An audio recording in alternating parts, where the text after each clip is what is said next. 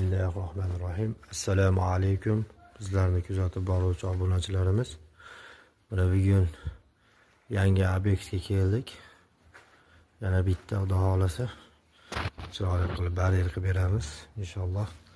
Buni burungi yili qilib bergan edik. Bu baryerlarni hozir mana bu ikki etajli qilib imorat solgan ekan.